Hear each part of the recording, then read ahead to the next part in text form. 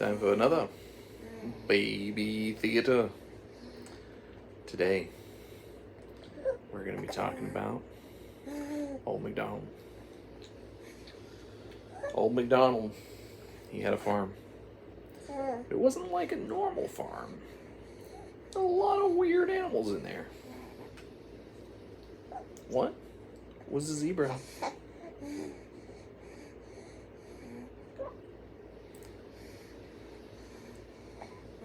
And that zebra danced in the wind.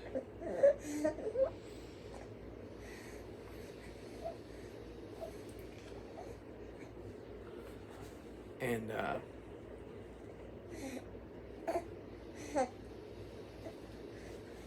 he would go, yeah, really long, like zebra-y breaths. He also had an elephant.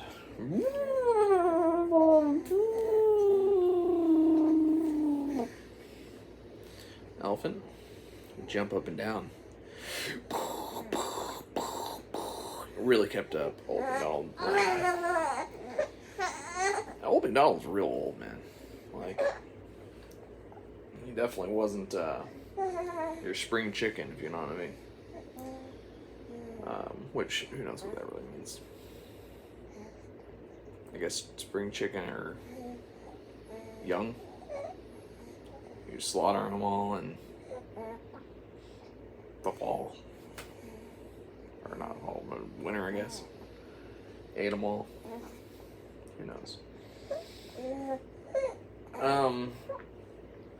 But I will say that he was old. And, yeah, so Old McDonald, he had a farm, and it was pretty high acreage, like, 20 to 40 acres, which was pretty intense. A lot of it was forestry, but he also had a lot of cattle, a lot of land. And when I say cattle, I don't mean like cows or anything like that. I mean like hyenas, for one. They like to range, free range, You ever seen this free range hyena? Old McDonald did. Old McDonald did. And they go,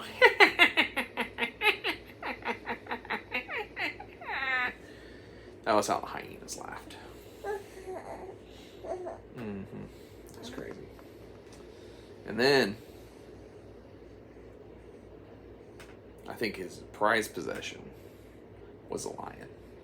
Lion was like, roar.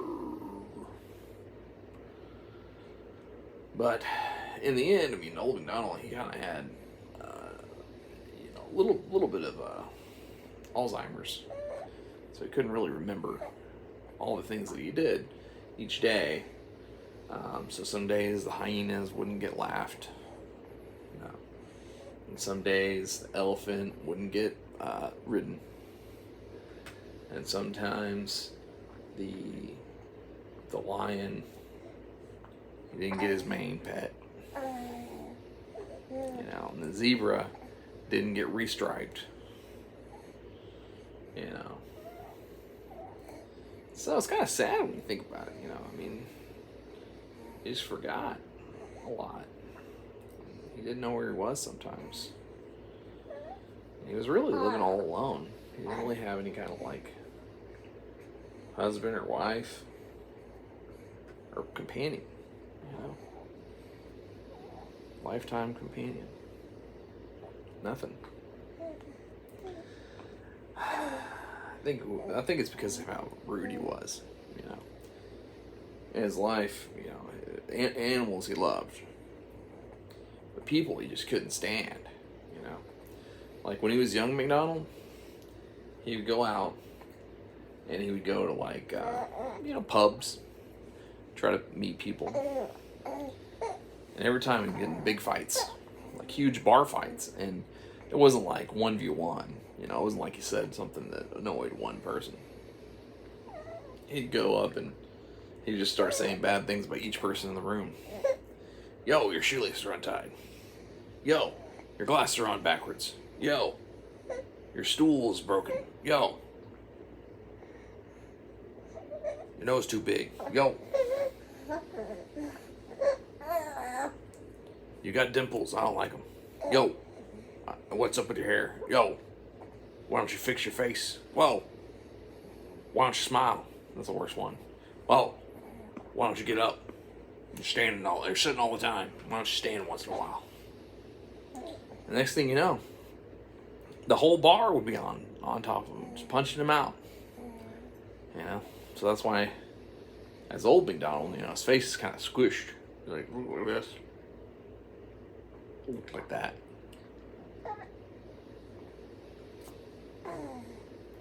Looks like that. But more about young McDonald. When he was younger McDonald, he would go to school, and they would say things like, "Younger McDonald, why don't you just take it easy?" You know, he was stressed all the time, just non-stop worry bag. What he would do is he would pick out all the things that could happen that were just terrible things. And he said, "What if a meteor would come down right now, blow up our school?" Right? People were like, "What? Did somebody say something about that? Is that on the news or something?" And he's like, "No, what if it happened?" You know? He's like, "Yo, what if our teacher right now turned into an alien, shot us with a ray?" Oh, you know, all different kinds of things. And they would get really pissed because none of that happened, you know. I know. We could get that burp out. There it is. Good job. Have another one in there? Yeah. Anyway. So then, younger McDonald, you know, the teacher would call on him and say, "Okay, come up to the board and write your assignment. You know, write what 2 + 2 equals." And he would begin to write. And he was just like, start writing the story. 2 + 2 equals.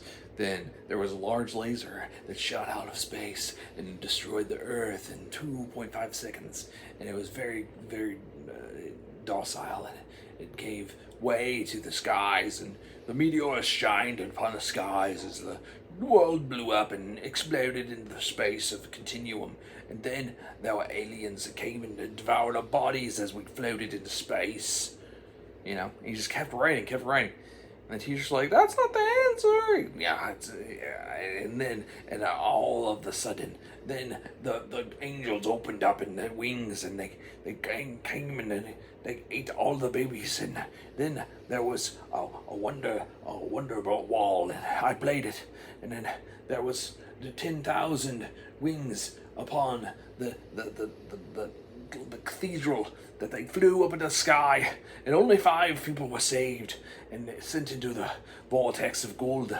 And when the gold expired, it turned into milk, and the milk expired, and then it turned into cheese, and the cheese expired, and it turned into blue cheese, and the blue cheese expired. And well, if you get deeper than that, it doesn't really get any deeper, so it's just mold at that point. Why don't you throw it away in the garbage bin?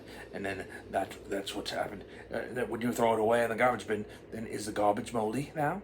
Because now you'll have a garbage bag full of mold. What do? You throw it away. But one day, somebody stopped him. His name is Joel, and he was youngish McDonald at that point, and he went up to the board, and the question was, who are you? What's your name?